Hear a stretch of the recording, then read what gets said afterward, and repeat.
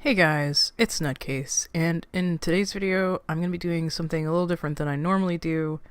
I'm just going to show you guys the procedure I use to kind of clean up and make some of my traditional pieces look more digital, but still try and keep some of the basic stuff from the traditional piece.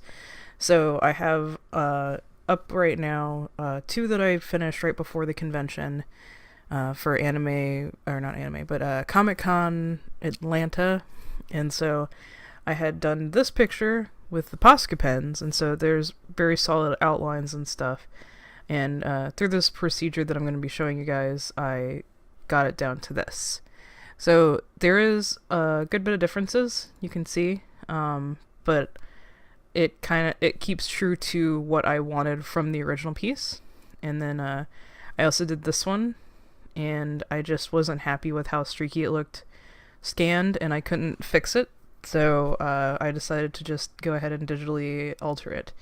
So this is more of the level that I'm going to show you guys what I'm doing today. You guys can see that the outline is the basic same on everything on this. It's just really the color and textures that changed.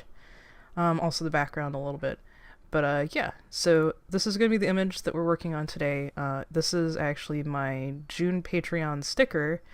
So this will be, a little sooner than what I normally put out for the Patreon stuff, just to give you guys a little bit.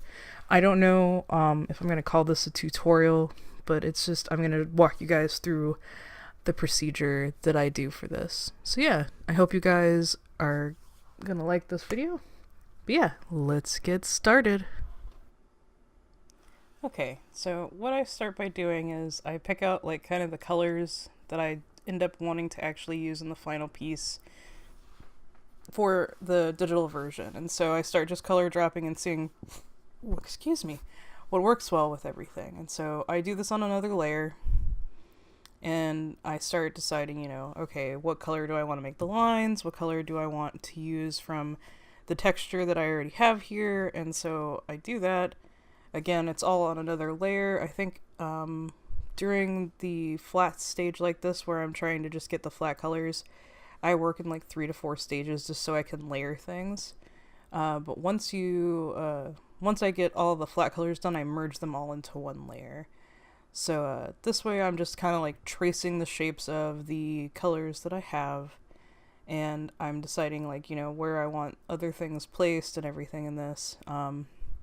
I decide like any little changes I want. This is when I decide to do it.